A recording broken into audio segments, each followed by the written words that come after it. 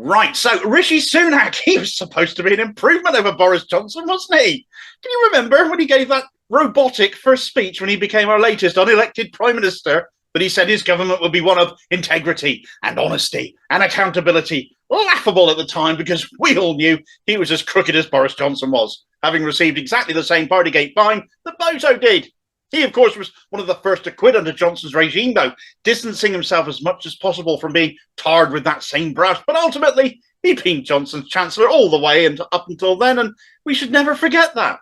Now, of course, it's all in tatters. The truth will out. He was blowing hot air over our backsides, as not only has he been caught not wearing a seatbelt, but the fool exposed himself for not wearing said seatbelt. Also, he could do a big video launch to the public on his con of a levelling up fund, where your corner of the country could see big cash. The Tory lottery, effectively. Well, Sunak's own corner, his constituency of Richmond up in Yorkshire, is getting £19 million. So he couldn't possibly have pulled rank over that, could he? My own corner of West Cornwall has been completely overlooked yet again in favour of the bigger, wealthier towns of Mid Cornwall, who don't need it as much anyway, as a personal for instance. So is this cash going to any of the right places? I would certainly say not. We shouldn't be that surprised, I suppose. He did brag in his leadership election campaign about taking money from poorer areas to give to richer ones. Do you remember that bit of video? He's simply still doing it. Another Tory sleaze story for yet another day. Anyway, the daft sod wasn't wearing his seatbelt, was he? And it was reported that he was being investigated for that. Well, we don't normally get investigated particularly about such things, do we? It's pretty clear, isn't it? You were wearing one or you weren't. My initial thoughts were that if dash cam footage is admissible in court, surely professionally made HD quality footage of a man in the back of a moving car filming himself clearly not wearing a seatbelt is an open and shut case, especially since Sunak has eventually held his hands up to it and admitted to making the mistake. Well, sure enough, he's been issued with a fixed penalty notice. His second one as a government official, and equalling Boris Johnson's criminal record as Prime Minister for breaking the law whilst in office. Wearing a seatbelt is the law. We've all watched enough Channel 5 police shows. I'm sure at one time or another, they don't seem to show much else these days to have seen people stopped and fined for not wearing a seatbelt, though there are a handful of exceptions. Sunak clearly didn't have one of those, though. A superiority complex doesn't count.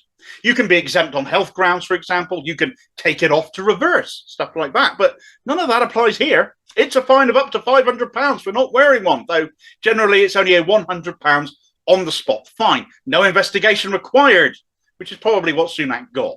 It's not been disclosed publicly, of course, but the higher fine generally comes from taking such things to court. From partygate to violating road safety laws in less than 12 months. It's little wonder some Tories are now saying he's got to go already. I mean, this turnover of prime ministers by the Tories is just great. They really are making the case for their own dumping out of power, because if you want strong and stable government in the national interest, it's no good voting for this lot, is it? Comments have come from within the Tory party following this, saying things like, he has to resign on principle now, like Tories have any. Or, I thought the idea was that Rishi wasn't Boris. Now we know he isn't. He's worse. Of course, he has his defenders too. Some Tories will defend anything, as we well know, and those of you who watch this, who use social media, for example, or who might have tuned into the Peston show recently, will have experienced the phenomenon, in his own head anyway, that is Blackpool South MP Scott Bentham, who has opened his mouth and uttered the opinion that the vast majority of people would claim this is politically motivated and a waste of police time. There's a nice excuse to try to get stopped by the fuzz in the near future, isn't it? You can't arrest me, Gov. You're politically motivated, aren't you? Even when banged to rights, the Tories will always try and find someone else to try and blame. Sunak broke the law. Again, he was guilty as charged and has been fined over it. It's not one rule for us and another for them, but for someone that lives a life so separated from that of ordinary British people, as Rich List Rishi does, it's just a matter of time before he gets caught in another gaffe resulting from poor judgment. He is yet another liability to the Tories. They simply cannot run the country to any degree of competence any longer. There's nobody in their ranks who is fit to. But 2024, even though it's only next year, and that general election still seems an awful long way away still.